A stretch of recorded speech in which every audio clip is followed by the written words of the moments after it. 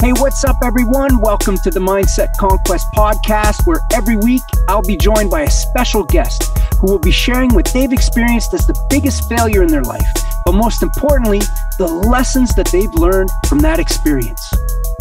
I'll be spending time with people that I've met throughout my life's journey in business, music, and sport. And the goal is to provide listeners like yourselves with the motivation needed to get through all of life's challenges and learn not to be afraid of failure, but rather to embrace it. Please like and subscribe and enjoy this episode. I'm Chris Atwell. On today's episode, I'm joined by Dianne Oliveira. Diane is a storyteller, an avid observer of human behavior. Her career first began as a singer-songwriter and an actress in live theater and film. She currently works in advertising as a project coordinator specializing in brand experiences and events. A fitness enthusiast, Diane recently became a certified personal trainer with the National Academy of Sports Medicine and is also a Les Mills Fitness Instructor. She's a charismatic, scrappy self-starter who does not believe in motivation. Instead, she prefers to practice strategies that build momentum in both her professional and personal life. Welcome to the Mindset-Conquest Podcast. I've got a very special guest today, Dianne Oliveira. Dianne, how you doing? I'm so great. So happy to be here. Hey, thanks for joining me. Really appreciate it. Why don't we start off by letting our listeners know a little bit about who you are, where you're from, and what do you do in life? Okay, so I'm from Mississauga originally, born and raised. Lived in Toronto for a good part of the last 10 years. COVID kind of pushed me out of Toronto again, but that's okay. I'll come back. It's the best city in the world. I originally trained as an actor. That was my thing. I was going to be on Broadway. That was my first passion and first dream. Still could happen. I'm not dead yet. Of course. Yeah. So, but music theater is my heart. Singing, acting, being on stage, that sort of thing. From there, I kind of got into film and television a little bit, worked professionally for a little while, and then ultimately realized that wasn't really in alignment with what I wanted. So I kind of pivoted over and did some more songwriting. I put more energy into being a singer-songwriter and an independent artist. Got super excited about that. And then again, started to kind of feel that shift a couple of years ago, just before COVID and throughout the last 2 years, just feeling like it's an exhausting world to be in full time. Like you do it too. It's a hard place to go and do the self-promotion and do. It started to feel like self-objectifying for me, right. Like objectifying myself, which ultimately got me really excited about, okay, I enjoy this strategy. I enjoy this, the idea of how promotion works or how culture creation works. So I just I got more excited and more curious about advertising and marketing.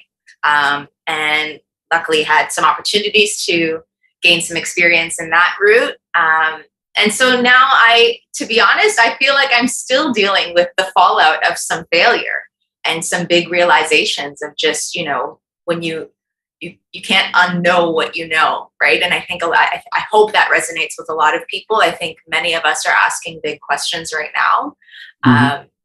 I'm still kind of getting my roots in this new industry as a marketing professional, as an event marketing person. Right. I struggle with titles because really, if I'm being real, I'm a curious observer of human behavior.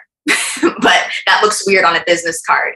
So we settle for other titles and words. But, just that would be a cool title on a business card. Weird observer, creator, curator of the world that I am. Yeah. Why not? Yeah. I skipped over a bit of what else I do, which it will probably impact how I speak today with you, which is fitness, of course. So that became a big part of my life over the last 2 or 3 years.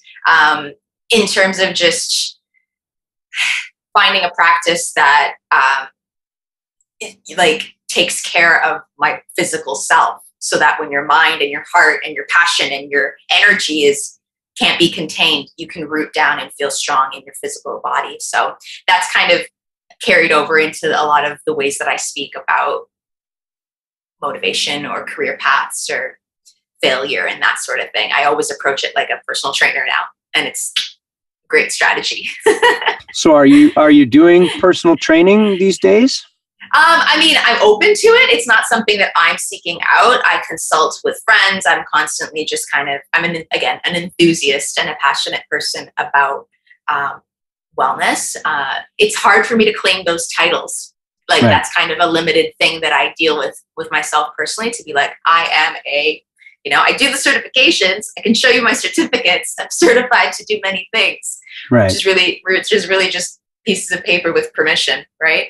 So the rest of the work kind of has to happen as you get stronger and really decide, hey, this is where I'm going to claim my focus or claim my title. And I'm still figuring a lot of that out, just being honest. So you've got a tremendous amount of experience in life in the arts and entertainment, which kind of brought you to this point in your life where you're focusing primarily on like marketing and event planning and stuff like that. But then you've also got like a side hustle where you're doing, I don't want to label it fitness training, but you're helping people stay fit. Yeah, for sure. And, awesome. And that really works for me. I've discovered that, if maybe that's useful for some of your listeners, it's not, a straight and linear path for everybody. When you have a lot of curiosity and you have a lot that lights you up. Like, I've never been someone that struggles with feeling, kind of meh or blah or, low about stuff. I'm constantly thinking about what else I can learn, or if I, pivot this way, what else is available for me? If I learn French, what else can open for me, Right. So it's a blessing and a curse for sure, because it can definitely kind of make you spin your wheels sometimes. But yeah. Well, hey, thank you. Thank you for sharing that. Very interesting experience you've had in life. And, I've personally had the chance to work with you on the marketing and event planning side. And quite frankly, I think you're very skilled at that. So I'm wishing you the best of luck when you're doing that as a continued career. So thanks, man. I'm excited. So the premise of this podcast is really to help listeners gain some insight from people that I've met through my journey in life, through music, business, and sport, and talk about, what they consider as, maybe the biggest failure that they've experienced in life and what you learned from it. So I'm going to ask you, Diane, what do you consider the biggest failure that you've experienced in your life?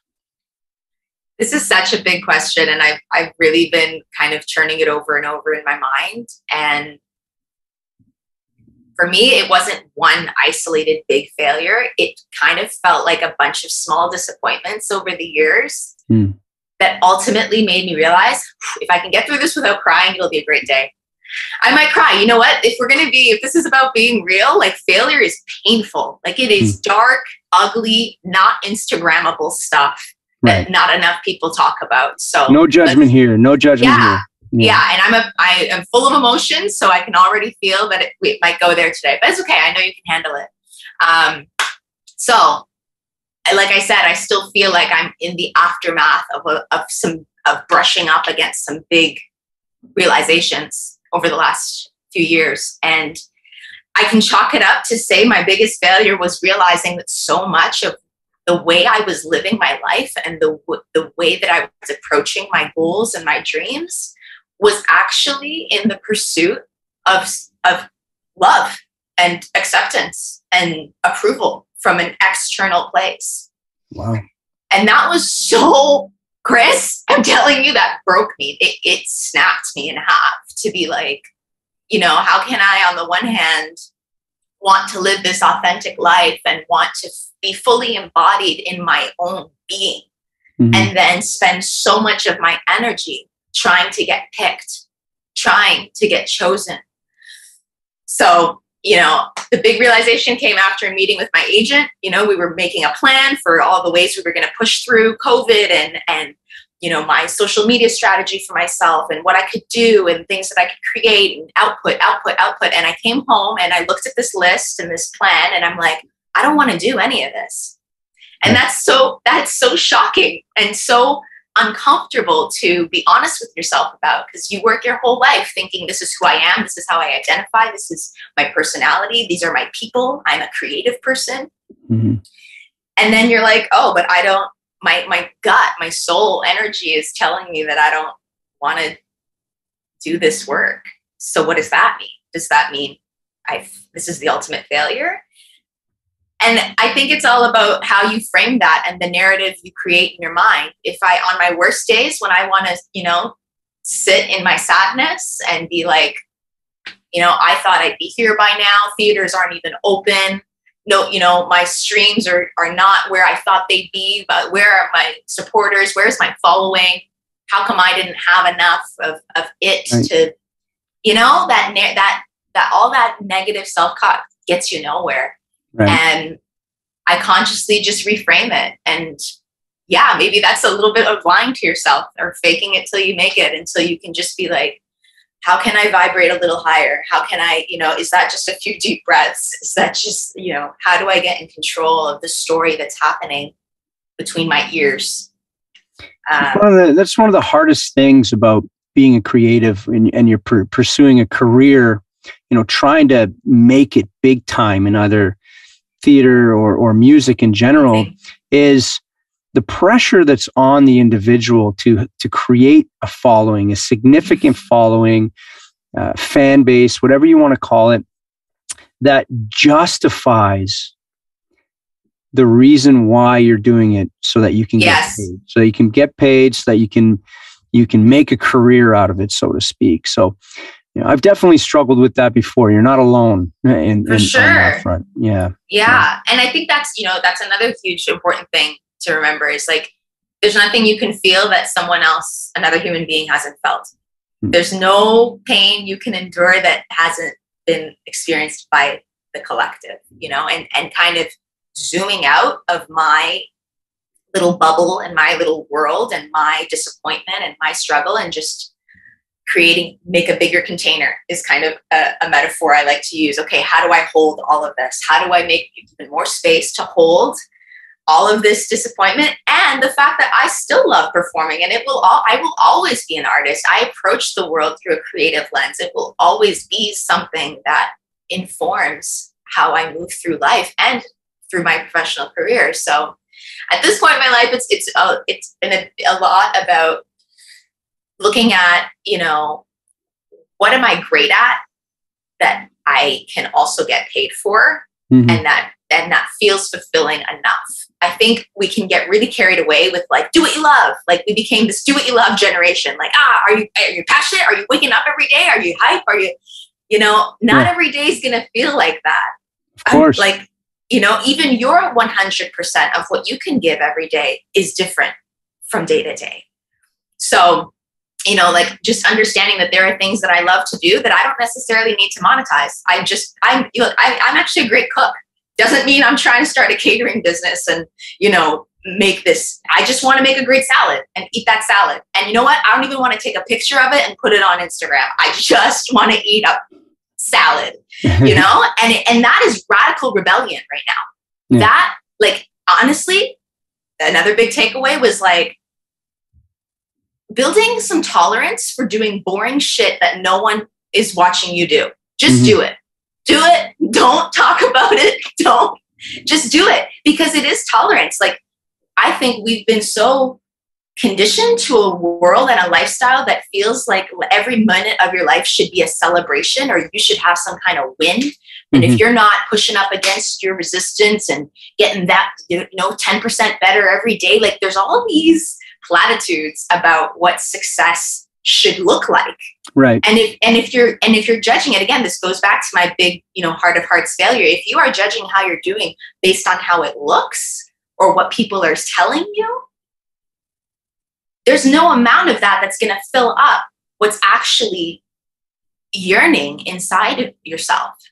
And doing that work, filling up that void, getting whole and strong from inside doesn't look very remarkable. It looks like, Chris, you're the fitness guy. You like get in there and work out till you cry. Yeah. Yeah. And you look at, and there's so much to be said about what you're describing, because you're right.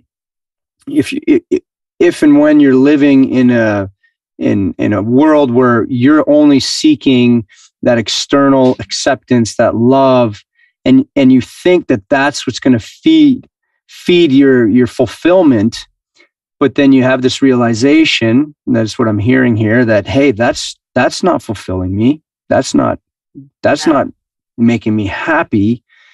You have to dig deep and understand, well, what's it going to take for me to be happy? How can I love myself and not worry about all these external validations, right? So what do you do then? Now that you have this realization a while back, right? Yeah. You recognize that's not important to me anymore, or it was important to me for so long. It kind of still is. I'm struggling with it, but I don't want it to be important to me anymore. That's kind of what I'm getting out of it. What do you do now? What are you doing to kind of fill that bucket, I guess, so to speak? Yeah. I wish I had an answer. I think what you'd explained, like that question of how do you do that, is how I now approach life. Okay. It's like I am trying to become more comfortable with sitting with uncomfortable feelings. Just last week, I was rejected from a job that I didn't even really want.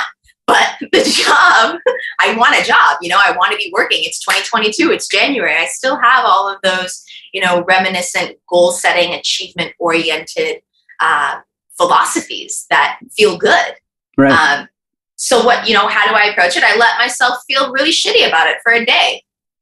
I let myself just be sad, fully feel the disappointment.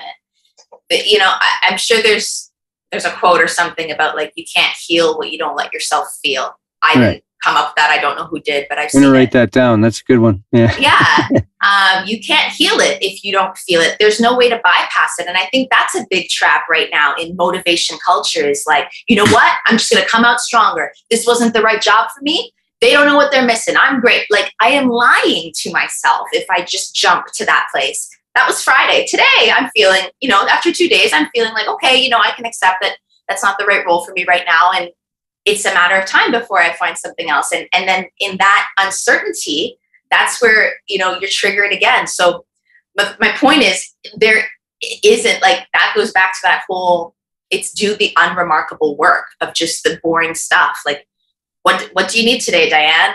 I'm going to get a good workout in before I talk to Chris at 11 a.m. because I know that I'm going to feel sharp. I'm going to get a good sweat. I'm going to do my makeup.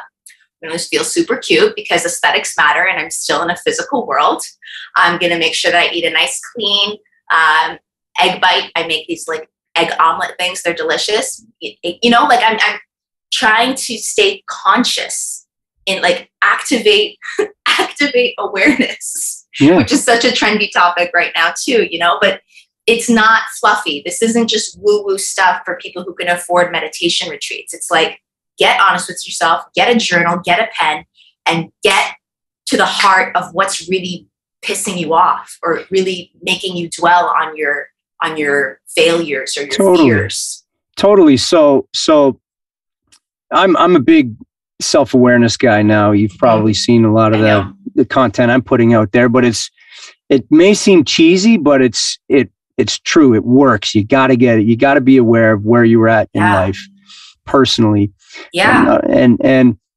But what I'm hearing here is that, one of the ways that you're coping with this, the lesson that you learned is that you got to have a lot of healthy habits and routines in place in order for you to get through those days, even if you're feeling crummy, because we all feel crummy some days and that's okay. That's normal.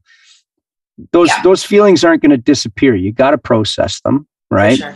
Let them flow through you, and then have a system, a personalized system in place to overcome those feelings and then keep moving forward. So what are some of the habits and routines that you practice? Let me show you. Okay. Paper agenda. Mm-hmm. It costs you $2 at Dollarama. It's the best money you'll spend for your mental health. The satisfaction of setting, I like to use the word intentions rather than goals. But weekly, I sit down and I write down, what is this week about? If nothing else, what's that one thing? I wasn't joking about learning French. I bought Babbel on January 2nd. Hey, good for you. Right. Yeah, I learned it in school, like everyone who grows up in Ontario, and I cannot order a coffee in French. So that needs to change. I'm like dedicated to becoming trilingual because I speak Portuguese as well. But yeah, so like putting it down, all of that stuff means nothing if you don't have a plan to actually follow through. Like I'm on this big kick right now with being anti-motivation and pro-momentum. I believe momentum will outrun motivation every single time. Motivation, to me, this is my opinion. If you're into the motivation stuff, that's cool. And I know what you do is motivation, but I know you come at it through a bigger lens based off of what I've seen you put out. But yeah, to me, motivation sounds like fairy dust that falls from the sky. If you're waiting for motivation, it doesn't happen. You got to put in the work. You got to build momentum.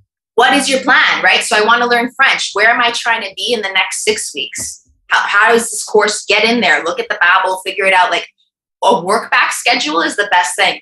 And then I try to just, build in room for human error. Like life will happen. Things will take, like the intention will change. Suddenly, if I have a friend who needs to jump on a call and talk about something that's going on, I want to be a support for my people, so if that means I cut my workout short that day, that's okay. It's, having that compassion and that flexibility built into your plan from the beginning,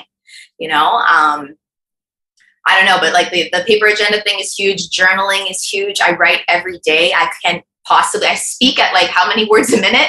Like imagine all of that in your mind. Like you got to download it. You got to download 100%. it. That's such a good word. Yeah. And then, just, moving my body and trying to feed it what it needs. And then also being compassionate when I'm like, listen, I eat Ben and Jerry's. I have a beer sometimes. I'm not in a fitness competition. If I was, I would have to adjust my expectations and my goals accordingly. I'm just trying to feel strong and well for conscious living, Right. So, adjust your expectations accordingly and decide what's going to get the best of you. Right now for me, I come from a very privileged, humble place when I say I have the time to be doing self-work, to be prioritizing self-awareness and journaling. I totally understand that not everybody does. So again, prioritize accordingly. If that means you have one healthy meal this week, imagine where you're going to be in 6 more weeks, in 6 years. You got to start where you're with what you have. And that's it. And it's easy to get a paper and pen. All great habits that I completely relate with. I think journaling is powerful. I started that a little over a year ago, and what a difference it's made from I always try to show gratitude in my journal every morning. I always do a check-in to see where I'm feeling from a feeling standpoint. Am I happy? Am I sad? Am I frustrated? Am I glad? Am I right? And then I'll dive into whatever my thoughts were that morning and download it so that it removes the clutter. And then I'll prepare my day, plan accordingly, which I think is super powerful. So I like the fact that you're setting objectives for yourself and you're checking in. Then fitness, eating healthy, and self-love. Take care of yourself every now and then. Have fun. That's really important stuff. I love it. Sure. I love it. Yeah. So what about, I got a good question that I like to ask everyone, and it's around who your influences are. So who are the 3 people that have been the most influential to you in your life? I've been really lucky. I've had some wonderful people, again, from coming up through a creative environment, everything from theater camps as a kid. And I've just always had great mentors and people to look up to. But my mother is an outstanding human being. Again, if I can speak without crying, she's away in Portugal right now. So being a snowbird and a retired lady. So I miss her a lot. But my mom has taught me that that lesson, going back to what I said before, that not every talent that you have needs to be monetized. My mother spent 30 years as an office administrator. She was a front desk receptionist for an insurance company. She just retired. The love and outpouring that came from her office, the respect that she gained for just doing simple things with integrity. Simple meaning she didn't go become a PhD. She didn't have to have all these credentials, but she did that hard human work of showing up with a smile, answering the phone with a smile for 30 years. She has taught me so much about just, and she would come home and had a million other talents. She made a bunch of clothes for me and my sister when we were kids. She was always cooking something amazing, trying new recipes. She has so much curiosity and interest in just being alive. And so moving back in during COVID and seeing her, watch her go through her last couple of years of work and just her routines and how she cares for herself, I was like, I think my mom is onto something here with trying not to do the hustle. She has no hustle. She just does good work and then comes home and is a great person. I like that. I like what you said there, that not every talent you have has to be monetized. That's powerful. It is. It was epic.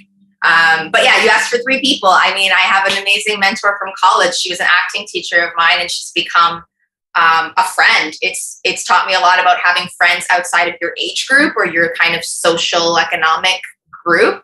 She's my mom's age, but we're gal pals. We talk. Love it. She helps me kind of keep my head on straight. And then I have a best friend from 4th grade who's tied in 3rd and 4th place for my other best friend who we met in 9th grade. But this is what I'm saying. I feel like a geeky little high school kid when I talk about the women that I love and the people who've impacted me, because I know that's rare. I know not everybody gets to have that kind of support that endures years and years through your life. So I'm blessed. Amazing. I've thought about that a lot recently, because I got 3 people in my life that I've been very close to over the last 4 years or so that have become my circle of friends. Yeah. And the age difference between the 4 of us, and we hang out as a clique, and we get this. One is in his 50s. Okay. I'm in my 40s. The other is in his mid 30s. And then the 4th one is 20 years old. Wow. So you've got this, this 30-year age span between the group of 4. And it's the opinions, the views, the support, the good times, it just jives. It just dives. So age doesn't matter, is the way I look at it. Right? It's about personality. It's about how are you benefiting each other? What are you doing to help each other? Right. Yeah. And that coaching goes 2 ways, Mm-hmm. My mentor always says, you teach me so much. I'm like, you're the one teaching me so much, it's that collective ping pong of experience and perspective. Absolutely. Yeah. Absolutely. No, that's great.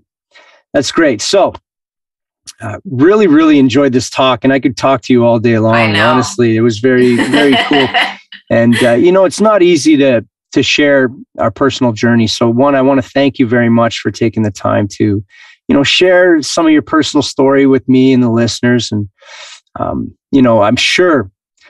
guaranteeing that there's a lot of artists out there that can relate to where you were, seeking that external sort of validation, that love outside of yourself, and they can learn from your experience and what you just shared. So thank you for that. But before we go, where can our listeners connect with Diane online? I'm on LinkedIn a lot these days, doing the career reevaluation. Okay. So I'm Dianne Oliveira on LinkedIn, or Dianne B. Oliveira on Instagram. Awesome. Well, there you have it, folks. Dianne Oliveira. Again, thank you very much. Have yourself a great day. Thank you. You too. Thank you so much. Take care.